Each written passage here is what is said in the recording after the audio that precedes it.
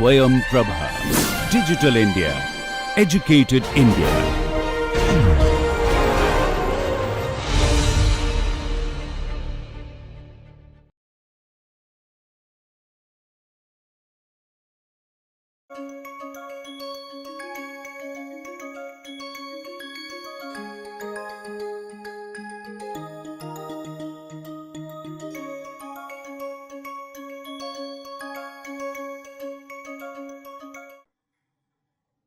All right.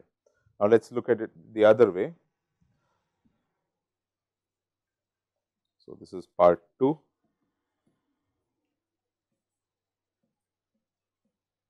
Suppose x is an extreme point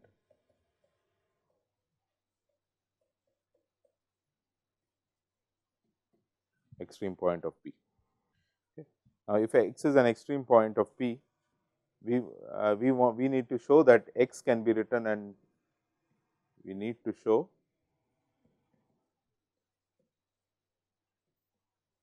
that x takes this sort of form, x1 till xm followed by n minus m zeros, right. Okay. So, suppose I arrange the coordinates of x in this sort of way. Suppose I write x as x1 till xk followed by some n minus k zeros. Now, k could be n, in which case there will be no zeros, that is also fine. So, this is every x can be written in this kind of form. Okay, this is without loss of generality. Now, if the columns of A corresponding to x1 till xk, so that means these are A1 till AK, right, these columns. If these columns are linearly independent, then what can one say? If you have k linearly independent columns of A, what must be the case?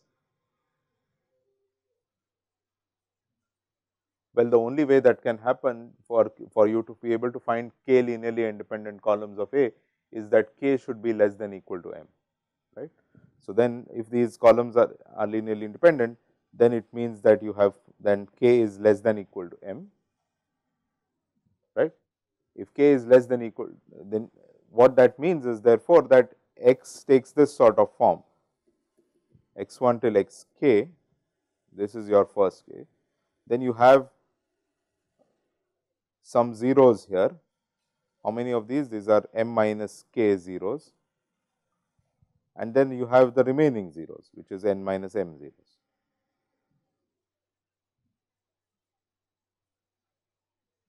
Correct? Because k is less than m, less than equal to m, it means that m is some, you have first, you have these k, then you have some zeros here, k minus m minus k zeros, and then some more zeros, right.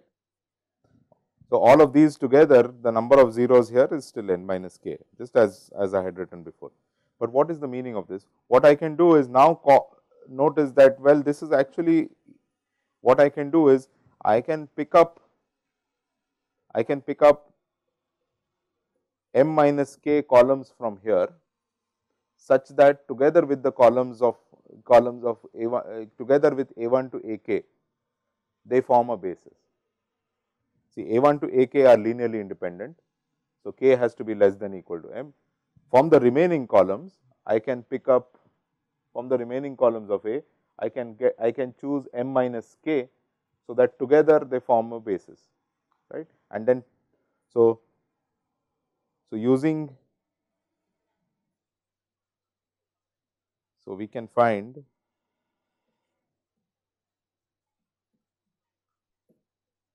m minus k columns from a k plus 1 till a n such that a 1 to a k and these columns are linearly independent. So, these should all be linearly independent, in which case we can then say that this means that x can be written in this form x 1 till x m followed by x 1 till x m followed by n minus m zeros, where the columns corresponding to these are columns corresponding to this are linearly independent. So, if I wanted to show that x can be written in this form, for that if the columns that are I can write x as x 1 till x k followed by n minus k zeros, and if the columns a 1 till a k corresponding to x 1 till x k, if they are already linearly independent, all I need to do is pick m minus k columns from the remaining, put that together, that then creates for me a linearly independent set, and then that becomes my that then becomes a basic feasible solution. Okay. So, which means then that this is a x is a basic feasible solution. Now, I can do this if under this condition, which is if the columns corresponding to x 1 till x k, which means they are the a 1 to a k, if they are linearly independent. If they are not linearly independent, then I can't say that k is even less than equal to m. If they are not linearly independent, then k need not be less than m. K could be even greater than m, right. So, this logic will not work. Okay. So, then that gives you the other case. So, the second case is that if the columns a 1 till a k are linearly dependent. So, if they are linearly dependent, what does it mean? This means that I can find there exists say a w such that, so w in R k such that summation w I a I equals 0, going from 1 to k. So, if these are linearly dependent, then I can find a linear combination of these such that that linear combination is 0. There exists a w not equal to 0 in R k such that I can, if I take this weighted sum of these columns, that gives me 0. This is what it means to be linearly dependent, right. So, since they are linear, now what I do is the following. Look, I have x which is written like this, x 1 till x k followed by n minus k zeros. Okay. What I will do to it is the following. I will I add this vector, let us call this w hat. W hat is comprised of w, which is what I have earlier, the w above, and a bunch of zeros. I have w and a bunch of zeros, right. So, now look at the vector x plus epsilon w hat. What can you say about x plus epsilon w hat, where epsilon is just some small positive quantity? X plus epsilon w hat, what kind of components it has? If you look at the last n minus k components, all the n minus k components are all 0. The last n minus k components are 0. The first k components are getting perturbed a little bit. So, you have the components of x1, you have the x1 to xk, but then on top of that you are adding a w epsilon times the wi's, right. So, it is being perturbed a little bit, but I can find, we can choose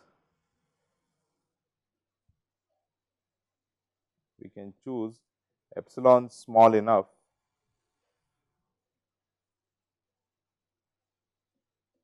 so that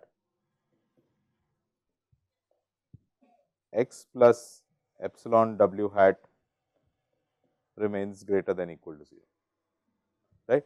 So, remember x was, so here we started off saying that x is an extreme point. So, of P, that means x is certainly feasible, which means x, these are all greater than equal to 0, these components. The last m guys were all, last n minus m were 0, right. So, now what I am saying is I can put a small enough perturbation, okay. I can put a small enough perturbation, so that these are all greater than equal to 0, because what I have done, the form of x I have assumed is that the first, all the non-zero ones are here and the remaining guys are all 0, right. So, we can choose epsilon small enough, so that this is greater than equal to x plus epsilon w hat is greater than equal to 0. Not only that, x minus epsilon w hat is should also be greater than equal to 0. Yeah. So, fixing a w, I am scaling by epsilon. So, x plus epsilon w hat is greater than equal to 0, x minus epsilon w hat is also greater than equal to 0, and moreover, look at this, x a x plus epsilon w hat. What is this? This is a x plus epsilon a w hat. What is this quantity? A x is b, and epsilon times w hat is what? It's w. It's the so all the last n minus k are all 0 in w hat. So, what you are really doing is doing this sum here, the sum written here, summation w I a I, and that is equal to 0, right. So, this term therefore is 0. So, what you are left with is just b, and similarly x minus epsilon w hat is also equal to b. Now, what did we conclude as a result? X plus epsilon w hat is greater than equal to 0, x minus epsilon w hat is greater than equal to 0, a times x plus epsilon w hat is equal to b, a minus a into x minus epsilon w hat is also equal to b, right. What this means is, if you look at these 2 points, x plus epsilon w hat, that belongs to P, x minus epsilon w hat also belongs to P. Now, if these two both belong to P, but then x is actually nothing but half this plus half plus the other one. X is half of, x is simply the average, the midpoint of these two, right. So, what have we concluded? We have concluded that if the columns, if it so happens that the columns A1 to AK are linearly dependent, then you can find 2 points in P, x plus epsilon w hat and x minus epsilon w hat, 2 points whose midpoint is x, right, which means what? Which means x cannot be an extreme point, right. So, x cannot be an extreme point.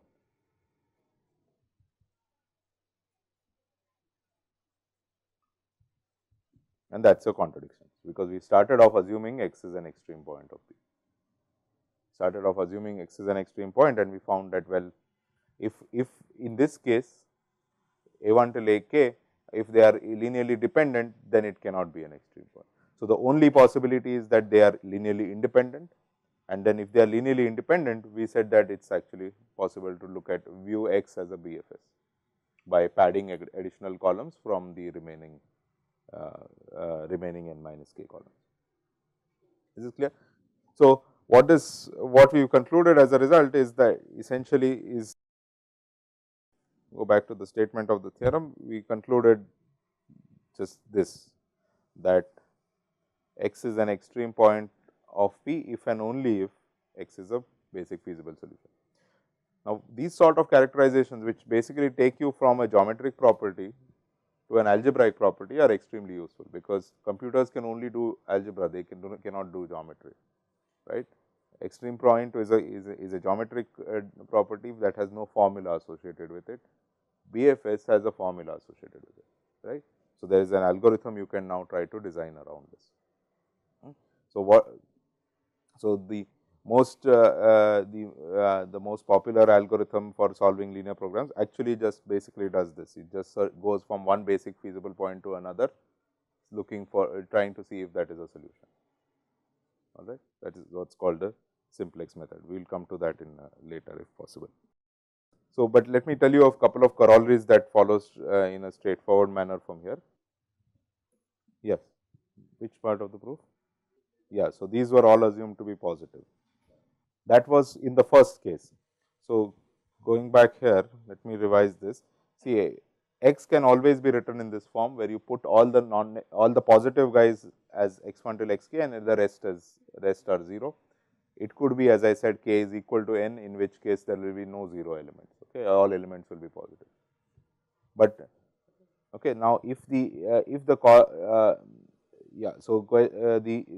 you have if the columns corresponding to x1 till xk are linearly independent, then I have fewer I actually have fewer columns than I need to make this a BFS.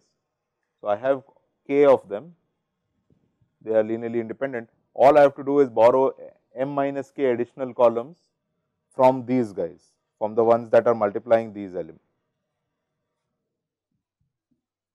So, you have these k, then you have m minus k, and then you have the last n minus m. So, all I am saying is I can find m minus k columns from these remaining ones here, such that together with these a1 till ak, they form a basis. They become m linearly independent columns. No, we have not used that here. So, if x is an we just use that, So, we basically said, well, if we did not use that x is an extreme point, we said that suppose it has these many, if this is the form of it, then all I need to do is I need to find m minus k, and if these a1 to ak are linearly independent, then all I need to do is find these remaining additional columns and create that into a basic feasible solution, right. This what you are saying is right. This observation will work whenever k is less than m. Whenever the a1 to ak are linearly independent, this will work, does not matter whether x is an extreme point or not. But that is not the only possibility. The other possibility is that they are linearly dependent, and that is where we need that x is an extreme point, right. Correct. So, what he is asking is it possible that you can have a polyhedron is an extreme point of a polyhedron may not have some component 0, right. That is a fair comment, but the reason why this theorem works is because this is not an arbitrary polyhedron anymore. It is an LP in standard form. Once you have a polyhedron written in this form, Ax equals b and x greater than equal to 0, then extreme points must have this feature. This polyhedron now is in the non-negative orthant of your n dimensional space, and there is an affine set that cuts through that. So, the part of the affine set is this Ax equals b, that the part of it which lies in the non-negative orthant, that is your polyhedron. Such a we are characterizing the extreme points of such polyhedron. What you are saying is absolutely right. If I wrote out an arbitrary polyhedron, drew an arbitrary polyhedron on a page, there is nothing to say that it should have, the extreme points must have some coordinate 0. But these kind of polyhedra do have that. Right. So, this is one of the also an unwritten advantage of converting an LP to a standard form, that you get firstly you get two things. One is that if the feasible you get a formula for the extreme points, that is one thing. The other thing is that if the feasible region is non-empty, you are for free getting a guarantee that there is an extreme point, right.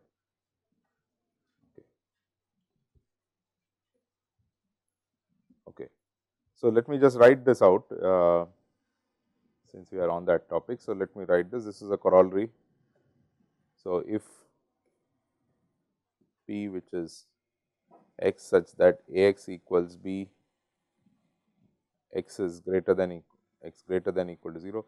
If this is non-empty,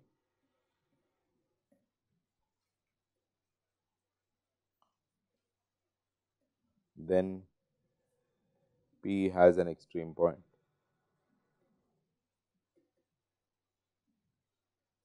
Why does it have an extreme point? Because it always has a BFS, right. If it is non-empty, it must have a BFS, right, because and once it has a BFS, it has an extreme point. Okay. And then combining with what we already know, if there exists an optimal solution,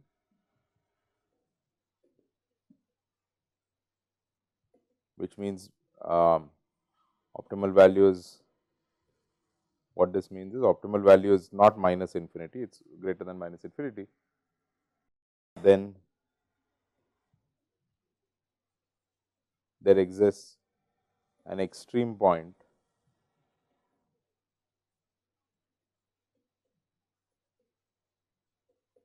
that is an optimal solution.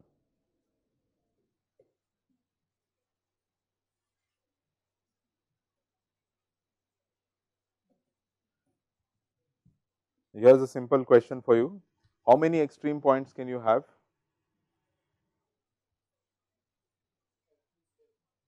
So, if I gave you a bunch of, if I told you that I have a polyhedron in n dimensions, how many extreme points can it have? Is that a simple answer to this question?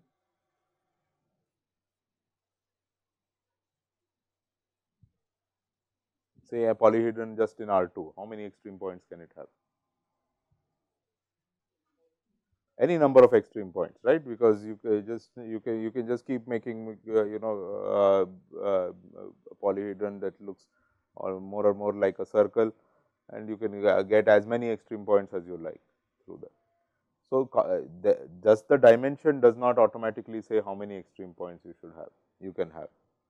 But the beauty of this, the standard form, is that now that you are in the standard form, you can actually say put a bound on how many extreme points you can have. How many would that be?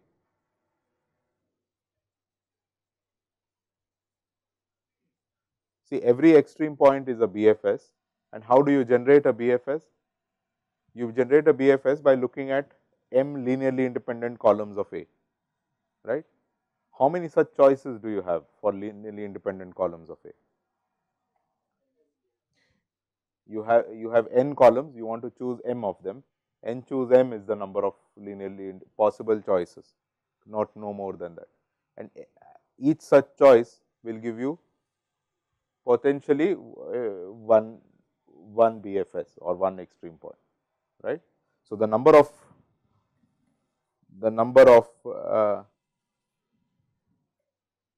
extreme points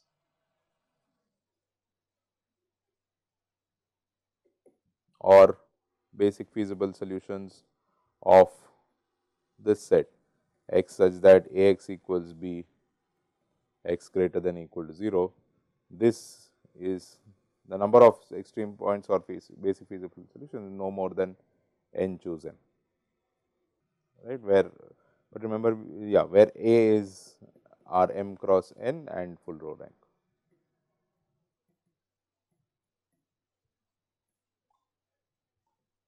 So, what this is another thing that the that putting an LP in standard form, what it gives you is that, well, it tells you that at the most you need to search over these many points. This is the number of points that your solution lies in one of these. If it has a solution, it lies in one of these.